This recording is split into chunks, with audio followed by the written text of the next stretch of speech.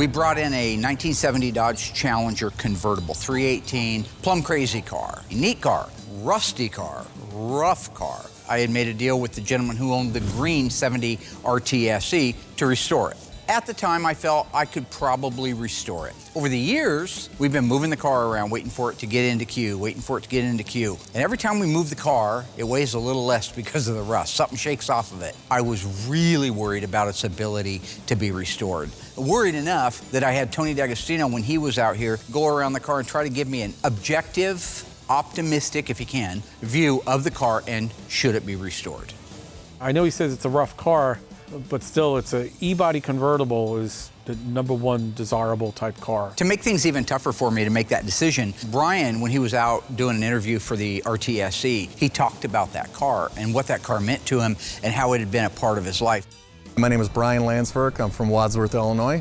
In the late 90s, mid-90s, I bought this convertible behind me. So after I purchased the car and had it for a while, nobody around did Mopar restorations, and this one was in need of much more work than the other car that I have. I decided to go ahead and cut that car loose, and the car had been sitting in this guy's backyard since 1999, and I got a flatbed, made a deal, wenched the car out, shipped it to Mark, and that's the start of this journey. You know, it's a sad fact that we can't save them all. I wish we could. You see all the cars in here? We're gonna save all of them. I wish I could save everyone in the world, but we can't. It's a sad fact. We just can't save them all.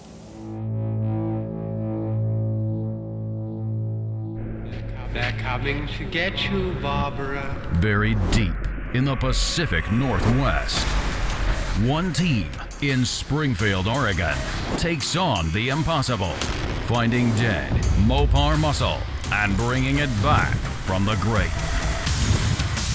Award-winning master of Mopar, Mark Worman, his cousin Doug, his daughter Alyssa, his best friend Royal, his painter Will, and the rest of the GYC ghouls are restoring, resurrecting, and recreating some of the fastest, fiercest, and rarest muscle cars on the planet. This is Graveyard Carz.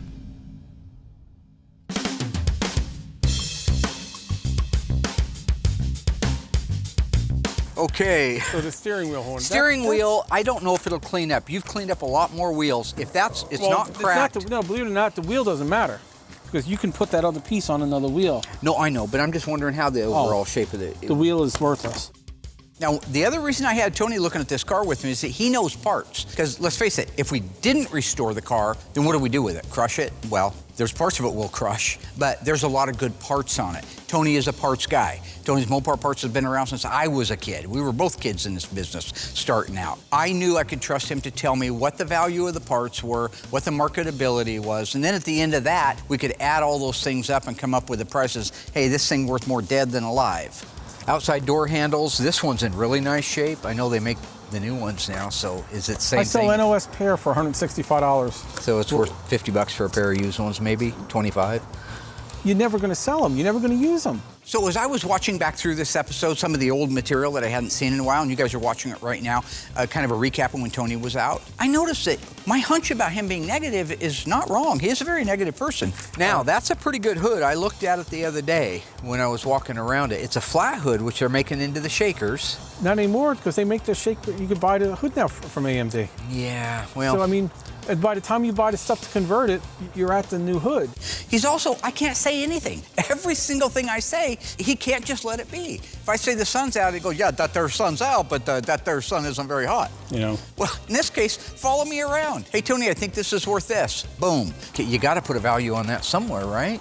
Hey, look, they don't make convertible quarters now. You could hey, come. Mark. No, they don't. Hey, Tony, I think this should be over here. And then a little bit later, when they knew they were doing the AER, they put those in, but they didn't get rid of those. Except for this would be a TA. And every time I say something, bam, he's back with it. No, that's not true. Yeah, it would be a TA. There's no AER Challenger. No. However, speaking of that. That's pretty bad, huh? Yeah, you have to stoop to that level. Sad. I just tried to talk about polishing the moldings on the windshield. And those being really nice, you'd probably have them polished and get I don't have them. No. If I have them polished, then they go, oh, it's not just right. No, that's not what I do. I don't do that there. I don't do that there. Let somebody else decide that. Just hand them the moldings. Let them see it, because no matter what you do, it's never going to be good enough. Okay, I get it. I'm sorry I said anything. I would have put $300 or $400 on a donor dash.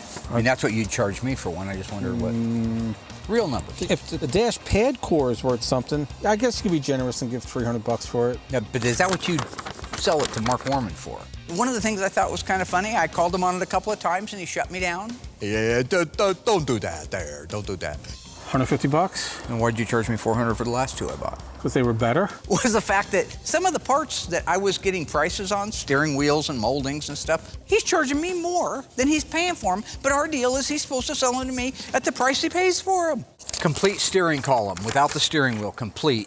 Power steering. Good complete column. $175? And then when I called him out on just stop, Mark, that there. You charged me $350 for the last one I bought. Stop. Give me a sandwich.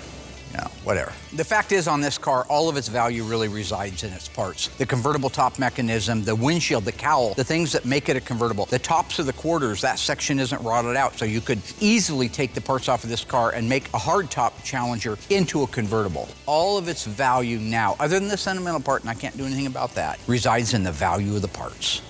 You know, retail, I would sell a convertible top frame, you know, for around $2,000. The metal corners. Stamped metal. And the centerpiece that runs across. Got it. Okay? Yep. Those three pieces also, that's probably $1,300. Wow. Retail. Wow. What would you give me for that spare tire? Nothing, but the jack hook would have been worth something, except for I came out. Tony's making these now, so they're not worth much. Tony and I kind of go round and round and bicker back and forth and stuff. Usually it's just one-upsmanship. You know, you're trying to get the other guy in a mistake, and aha, I got you. We're taking two different roads to get to the same place. But do you agree, sadly, with me overall, that it's done? Okay. The funeral march? In this particular case, we both merged at the end and came up with the agreement that the car couldn't be saved. And because it couldn't be saved, I had to make that dreaded phone call to the owner and let him know, look, it's not gonna make it. It was sad about the Challenger. It would have been a really cool car to restore, but it was just too far gone. Every time we moved that car around, it lost 50 pounds of rust. We can't save them all, and that really sucks. It always hurts for me to have to say a car isn't restorable like this one.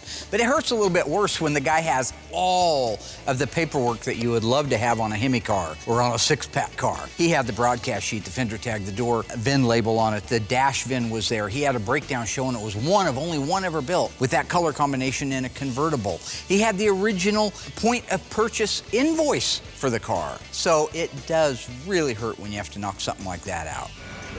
Well, this little car was given to us last year. It was part of those California fires. Unfortunately, there's not much we can do with it. Right, Dougie? So recently, a fan of the show donated a '73 Challenger Rally that had been in the California fires. Mark and I looked over the car, and there was absolutely nothing on the car that we could salvage. We took it over to a local recycler and had it crushed.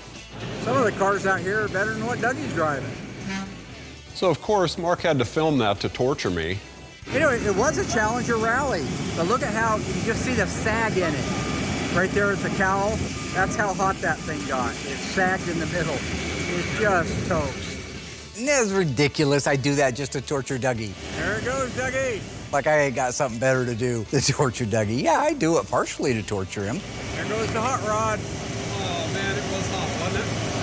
Burned some marshmallows in that That was car. nicer than your Barracuda when you got rid of it. Yeah. Yeah. That was better than any car I've ever owned. All those look better. But I also do it because I make it into a little 3-minute video. Bye-bye, little Challenger. I put it on our Facebook page, www.facebook.com/Graveyard Carz, and I get paid. I monetize it. Bunsen burners, nice little earners. Cash.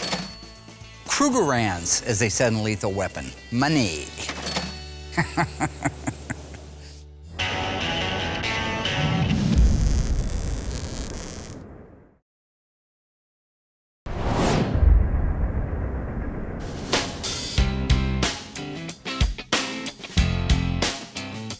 You know, we're getting a lot of cars really pumped out of the paint shop right now. I've been with Mark for 25, 26 years. This is the best crew we've ever had. We joke a lot, we pick on them a lot, all that silly and fun stuff. Michael, meat sweats. You like that still? No. You know, Cornbread. You like cornbread? Yeah, over all of them. We still call him Michael Meat Sweats because he still eats a lot of meat and he sweats a lot. And that's why he's got the gloves on. It's like a nervous habit, I think. I'm not sure exactly. Okay, well, you can't really rust primer. Well, then why do you have gloves on? I don't know. Safety precautions. Safety from what? Whatever. But what it comes down to, everyone's just kind of found their place. I have the metal shop doing the best work they've ever done. We have our Bondo guys. We have a younger guy, and we have an older guy that work great together, and both of them are doing about a car every 2 weeks. I have my helper Noah that's been with me for a while, and my son Brody who's learning. So this is, honest to God, the first time we were just doing a great job. So when you're converting one of the muscle cars over to accept one of the late model crate engines and transmissions like the Silver Sport 6-speed, there are provisions you have to do to these cars. One of the biggest ones, converting that floor over to be able to accommodate that 6-speed transmission. It's a bigger transmission, bigger bell housing area than what the cars came with. So we have to raise it way up high and open it up. There are actually templates, if you look carefully there, you'll see there's some templates that are put down on the floor. We have to bring the floor up, cut it open, bring the floor up to that height, add whatever material is necessary, weld it back up again, seam seal it, and then it's ready for paint. You know, this car is actually pretty cool to do. I'm super excited about it. It's a tribute car. It started life as a 71 Challenger 318 car. And we've done Hemi Orange a bunch, so some things aren't as exciting, but with this particular car, Hemi Orange, Hellcat, orange stripe, beautiful interior work. We painted the underside also, which is different. So it's a tribute, but with like a Graveyard Carz twist on it. This is something the customers wanted his whole life.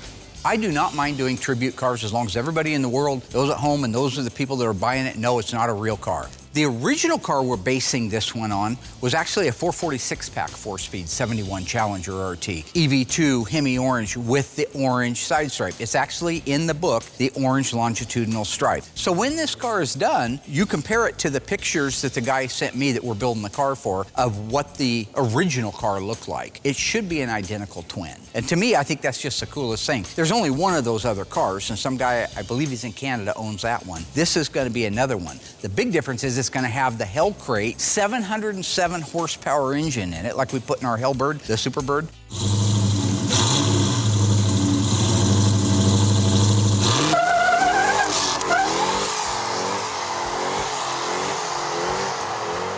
The 6-speed Silver Sport transmission, manual shifted with the pistol grip, everything looking like it should. First gear, second, there's the supercharger kicking in.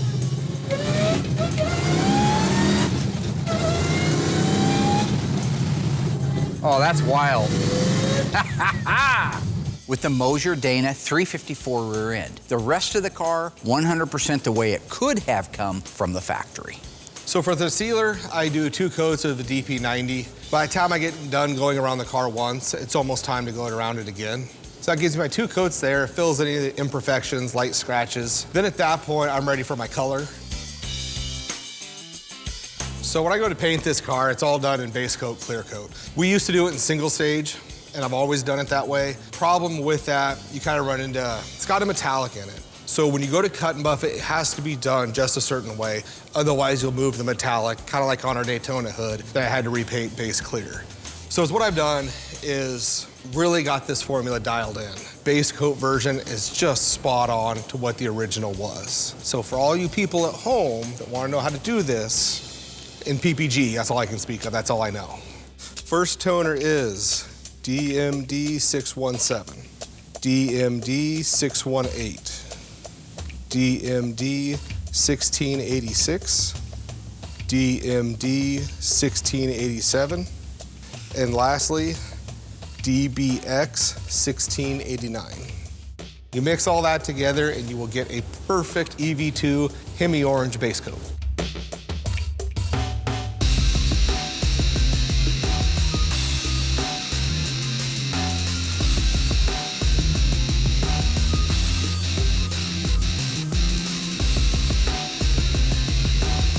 See it? The slow motion stuff, you stop it. It's your fault. You talk to those editors. If I see another thing with Will doing slow motion stuff, I'm gonna absolutely vomit. So stop the slow-mo. Sever the bloodline. And you're the bloodline.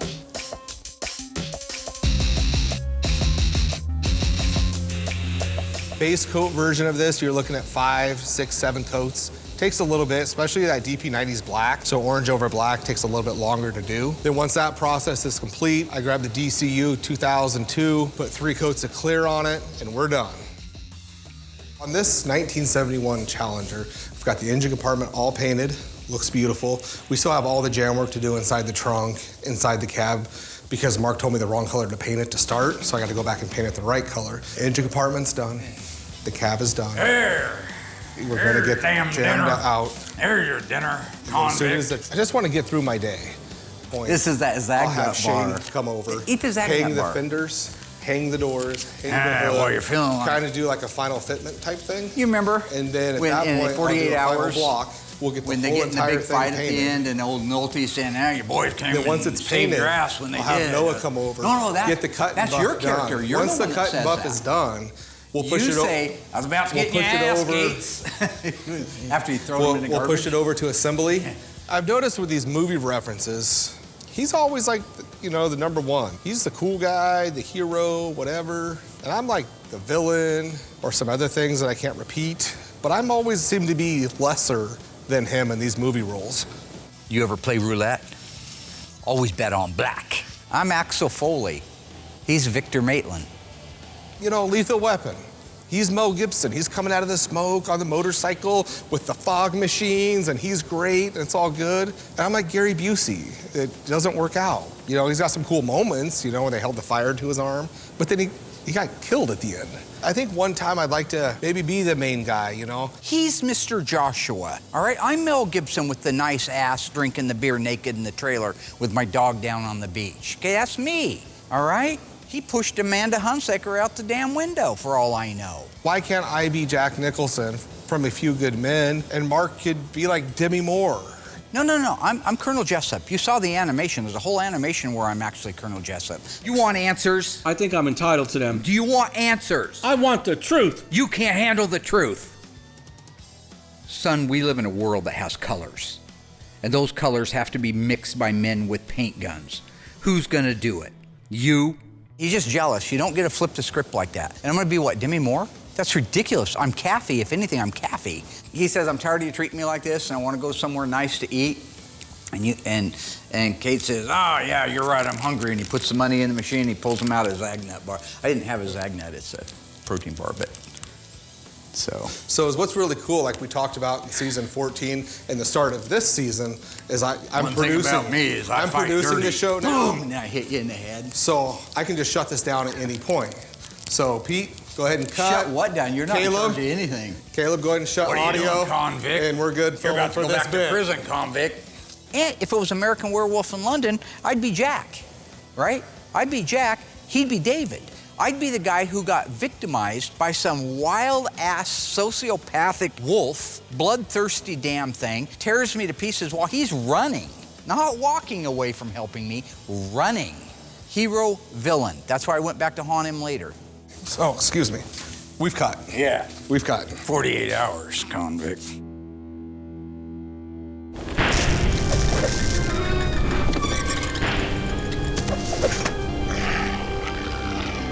Previously on Graveyard Carz, we restored this gorgeous, stunning 1971 Dodge Challenger RT. What option was it that made this car one of only one ever produced? Was it the 383 Magnum, the air conditioning, or the formal roof? Stay tuned. After the break, I'll let you know how you did.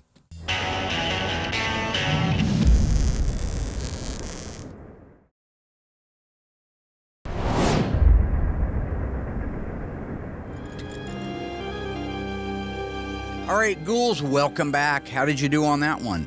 Our beautiful 1971 Dodge Challenger RT is one of only one ever built. Why is that? What option made it that way? If you said the air conditioning, you were wrong. It is the formal back roof. Air conditioning was an option, H51. The 383 Magnum, that was standard. That certainly wouldn't make a car one of one. But the A78 formal roof brought this car down with its colors and other options to a one of only one ever built.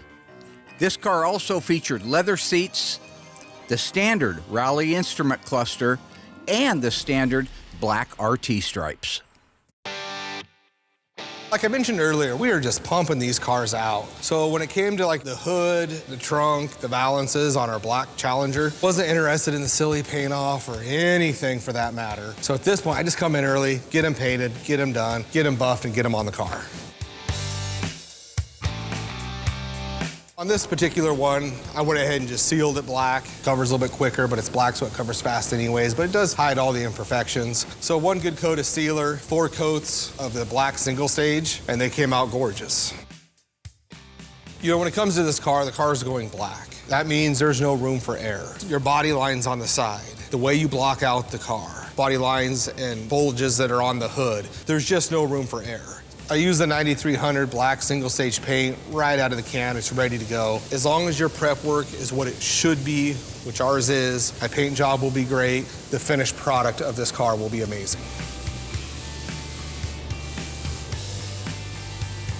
So when I did this color, I did it with 4 coats. I wanted to put an extra coat on just because I really wanted to lay it out, make it look just really that good, sheet of glass type good. But now that that's done, I'll let that sit for a couple weeks. We'll cut and buff it, wash everything up, and then assemble the car. One of the things that the guy wanted to do that the original car did not have on this Challenger was he wanted the bottom of it painted. That's a lot of work. It's an enormous amount of work. By the time you're done going in and out of all the crevices, getting them prepped, getting them sanded, then getting them painted, cleaned up, and ready to go, you could have 100, maybe 200 hours doing the bottom side of this car. So when it came to shooting the underside of our orange 71, it was a little trickier. A, the prep work has to be just like the outside of the car because you are painting it. 2, it's a little bit more challenging because there's a bunch of cracks and crevices that can very easily miss, so you really got to take your time on it. And the third part about this is you don't cut and buff it. How it looks when you hang your gun up and walk out, it needs to be perfect. You're not going to get in there and do all that buffing where you can't reach. So it's more technical, more time consuming, but the payoff is huge because it's going to look amazing.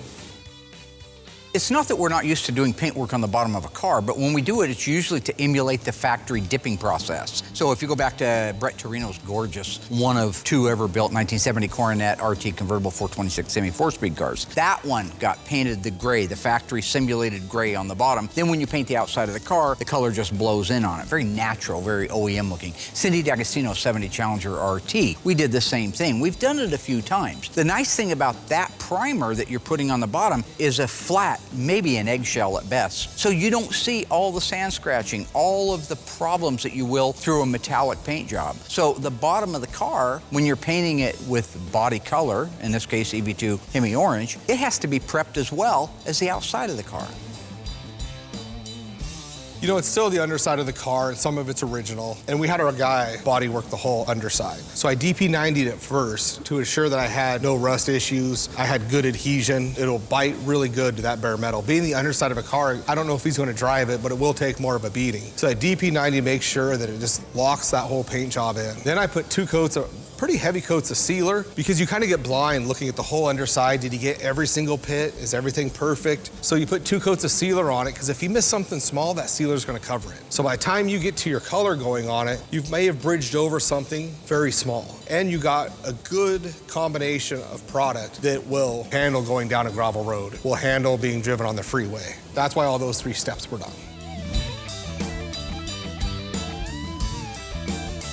Since we're not cutting and buffing the bottom of this car, I can do it in single stage. I can get it covered in 3 coats. I'm in there half the time, and as long as it's prepped right and you take your time, it'll come out not needing buffed, which it did.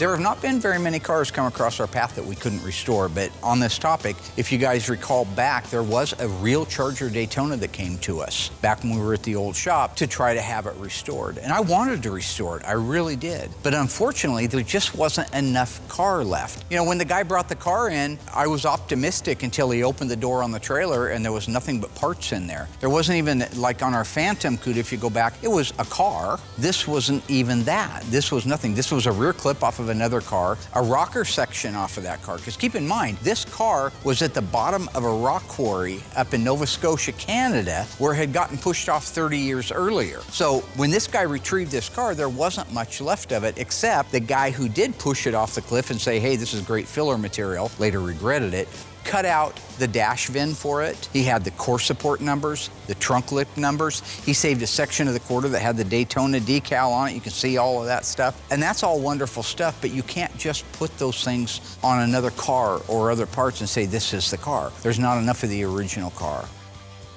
Where's the rest of the car? I just think he took the wrong exit and was supposed to go to the scrapyard. Another great thing about when you watch back through some of this old footage is it reminds me how much I hated Darren. Is there anything really to start with? That's, I think, the bottom line here. What do you start with on this car? Just like with Brian's car on this Daytona, I actually conferred with Tony D'Agostino on that one. I called him up and I sent him a bunch of pictures. We looked at the pictures in real time together. He agreed with me. It's just not a complete car when it's done. Basically taking the numbers off of one and putting it on something else, and we just don't want to do that. So that car, unfortunately, also had to get knocked in the head.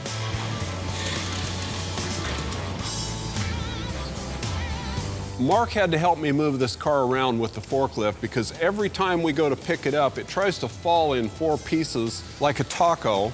You know, it's a convertible car, so there's nothing holding it together when the top's down anyway. Something like this, if it could have been taken care of, would have been really nice, but there just wasn't much left of it.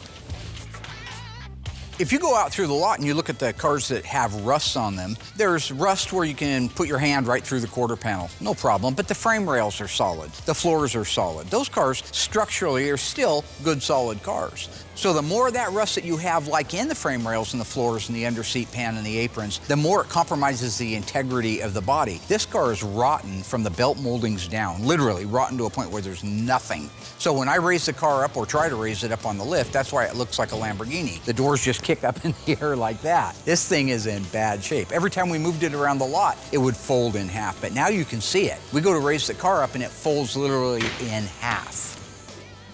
So this car was falling apart so bad, I couldn't even figure out how to get it up on the hoist. Mark thought up the idea of using the hoist and the forklift at the same time to pick this thing up so the front end didn't just break off of it. All convertibles come with reinforcements. They have the angle iron inside the rocker. They also have the torque box at the front and the rear. I'm showing here that the torque box is completely gone from rust. The transmission cross member, I can literally bang up and down like this, like a rubber band. There is nothing left of that car. Okay, so another thing we have to do now is get under this thing and start trying to unbolt things. So normally we have a procedure to take these cars apart, but with this one here, it was quite a challenge. We just decided to use a torch and a hammer. So once we got everything unbolted, we were able to get the engine and transmission out, but it wasn't pretty.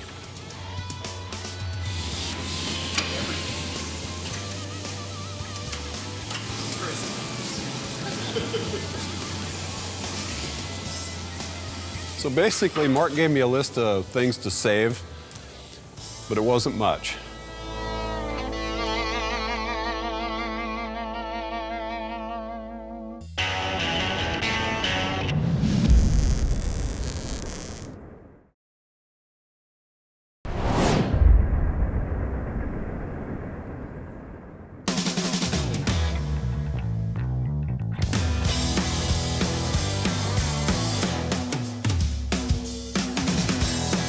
Okay, so today is the day. It's going Hemi orange. I've already waxed and creased it.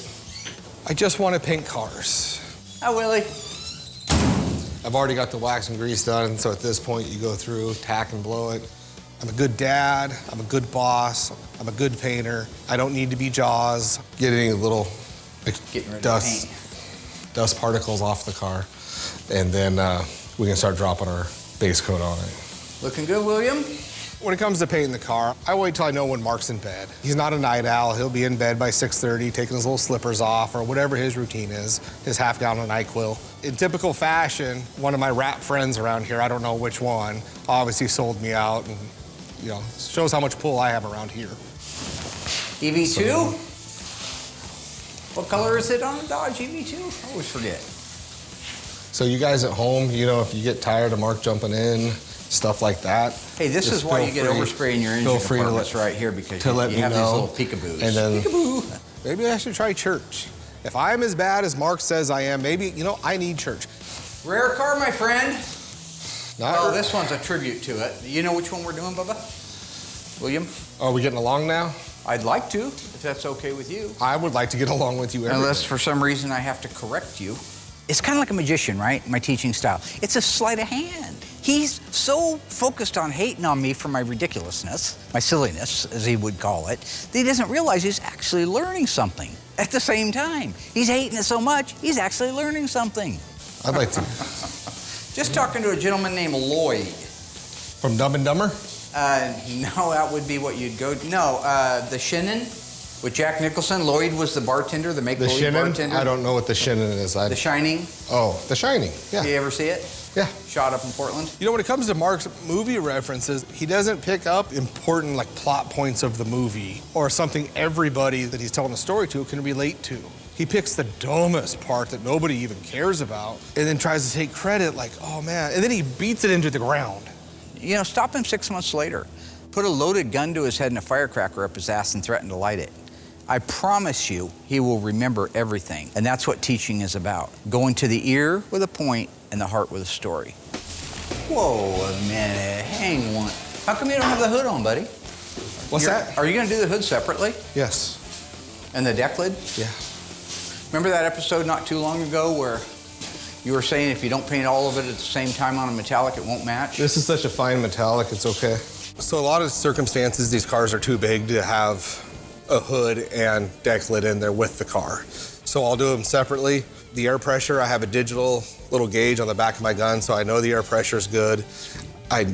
However many coats I put on the car, I put on the hood and the deck lid when I go to do them. So I've never had a problem actually painting them separately at all. Fine metallic. Yeah. Okay, gotcha. My only point here isn't to pick on him, is just do what your lips say you're gonna do. You can't go tell our people, our faithful audience out there, that because it's metallic, I have to paint the car all together and then decide later because of the size of the metallic, I don't have to do that. Well, all you're doing is keeping our audience on an emotional yo-yo. You don't deserve that. I respect you more than that. I paint these cars apart in most cases. If it's a metallic, the doors will be on it, the fenders will be on it, but the hood and deck lid are off. So what we should have said in that episode was if it's a coarser metallic, you've really got to paint it all at the same time. You're the one that tells me what to say, sir. I don't know. When you do your interviews, I don't think I write them, sir. Oh, cool. You hear something funny? Yeah, I just did. Okay. When it comes down to it, Mark does write these questions to inform people at home, so they know what we're doing, our process, stuff that they want to know. Belt molding car, G36 car too, Will. Nice. Dual outside painted mirrors. Are there provisions in that, by the way? Yeah. There is? But he goes so far that I have to go off script. Otherwise, if I go with what he says, it's going to be nothing like, oh, Mark's the man, ice tray, and he's got an award from Mopar. So they did add the second mirror? Oh, okay. You just asked that. Something I want to show. You guys see those two little holes right there? Nobody cares. They just want to see the cars get built. So I have to go off script. I'm a rebel. Yeah. Well, I'm not talking to you, I'm talking to my audience. What I did is I just told Mark, hey, there's some attractive fan up in the office. Gone. Words of wisdom, Lloyd. Words of wisdom. Now that I got rid of Mark for quite some time, more than likely, we can get this car painted. Again, this is my own formula. Got it mixed up. Looks great. 7 coats to cover. Hit it with that clear coat, and under the right lights, that metallic will just pop.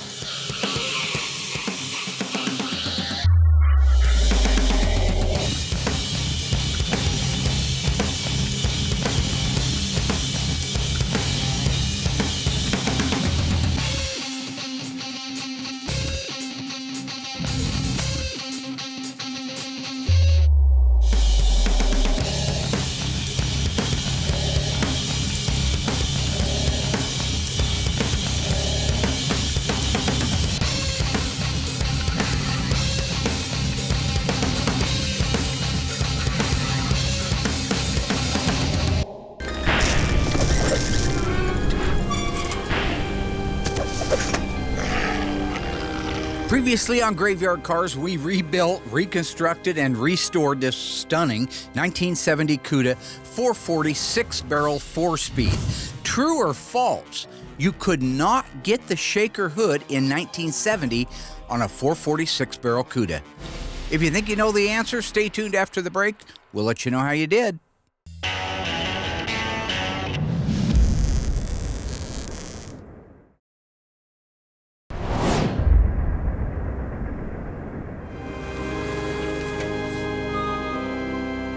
All right, ghouls, welcome back. How did we do on that one? Honestly, this was a pretty easy one since we featured the answer many times in Graveyard Carz. True or false, the 1970 Cuda 440 6-barrel was not available with a shaker hood? If you answered that's a false statement and a lie, you are right. Absolutely it was. In fact, the shaker hood on the 70 Cuda was an available option with the 340, the 383 HP, of course, the 440 6-barrel, and the legendary 426 Hemi.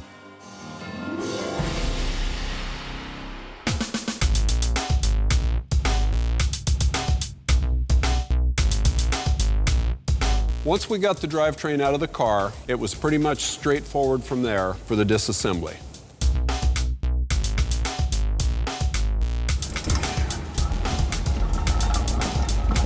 This is classic Dougie right here. This is what I'm talking about. Peering inside of it, pushing it out into the middle of the aisleway. He spots me, yells at me, "Hey, Mark." Mark!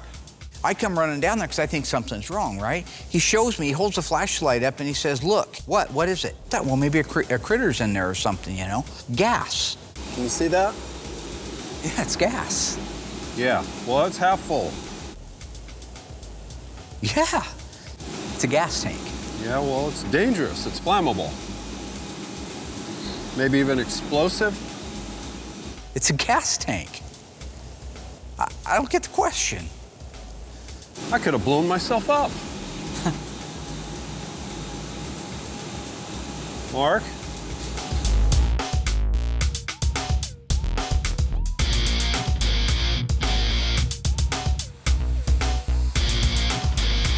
Okay, so once we got all the parts off the car, I had to cut the aprons and the front end off the cowl because Mark wanted to save the cowl and the windshield as a single structure.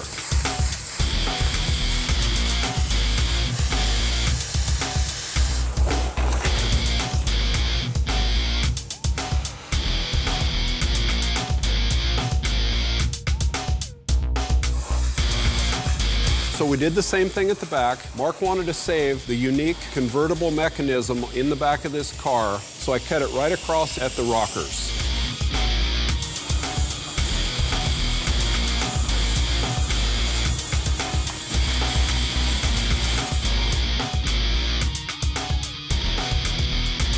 Now, another car that we have in the queue that we are going to save was burned like the Challenger that we crushed. But this car still has the original engine for it, the original transmission. It's a 70 Charger RTSE 440 automatic, and it's a loaded car. Quite possibly, when we're done running the numbers on it, it'll be one of one. All of the structural parts on the car are good, like on Wendell's car. Remember, we went through Wendell's car, and we determined that the frame rails and the aprons, everything down low was good. We just had warped sheet metal. That's what we have on this Charger. So stay tuned for that car to come through, because that'll also come back like the Phoenix Cuda. It'll be the Phoenix Charger.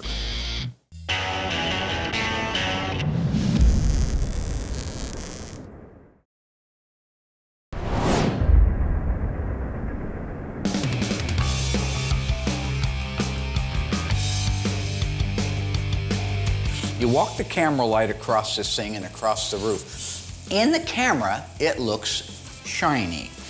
It is actually really a matte finish. Now, I know Will gets tired of me going in and out of the booth, but I also try to educate my audience. In this case, I'm being serious. This car is a base coat clear coat, and I just want to point out that the base coat has to be top coated with clear. So when it's done flashing, when you've laid it out and you think you're done, you're not done, because if you pulled that car out in the sun, that paint would blow off within maybe a month. The wind would literally blow it off. It must be top coated. So all I'm trying to do is trying to educate the audience. No, this is great. I love this stuff. Although I know you're super informed lit, will do just the same. Thank you. Yeah, me and my wife went out. Now we're downhill again. No, we're not going anywhere. So when I'm doing this in my lit, as you would say. You don't air quote something, actually, it's going to happen. We're going to have, what?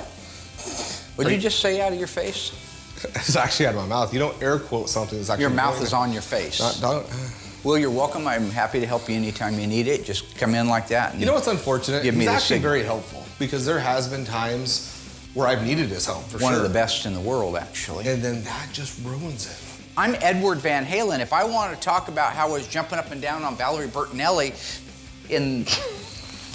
So this is why I get in trouble, is because of you. Yeah. So like we talked about in prior episodes where it just goes too far. He's so full of information. If he would just learn when to stop. And see moments like this right now. This camera guy is focused, it's intelligent conversation. The camera guy... Corruption man got a cigarette in there. Okay. You know how you say, now I know he died of cancer, that sucks. Okay. So he had a cigarette. Let's get this up shot. underneath the strings.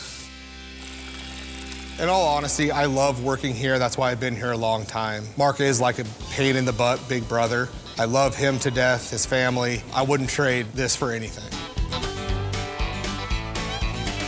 So I do 3 coats of the DCU 2002 clear, and it's a thick product, so 3 coats is almost like 4. As far as in between coats, stuff like that, it depends on what the temperature is, you know? It does change. I like to go by feel. You know, I'll kind of go touch the paper or plastic, and that'll tell me when. Usually it's 20 minutes to 30 minutes before it's ready to go again. But I like to keep the booth around 70 because I like to paint the layout. Just take your time. Just be cool. Put your coat on, let it move. Do the same thing 3 times. Then I'll let it sit about 90 degrees for a couple hours. Then at that point, I'll run a bake cycle on it. Because I have found before, if you try to run a bake too soon, you'll kind of glaze over the top and it'll solvent pop. I let that whole paint job just take its time, and Noah thanks me for it later when he's got to buff it. If you were to kick the person in the pants that was most responsible for your troubles, you wouldn't sit down for a month. And that is Theodore Roosevelt. Teddy. They called him Teddy. It's Theodore Roosevelt. I don't even know if he had a middle name.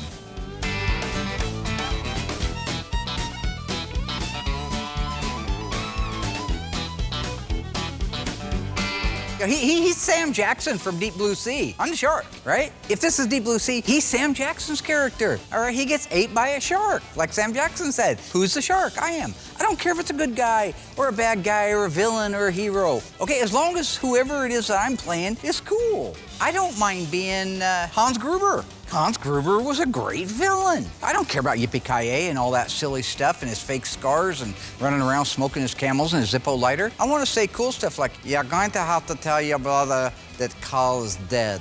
That's cool stuff. I must have missed 60 minutes. What are you saying? I don't care.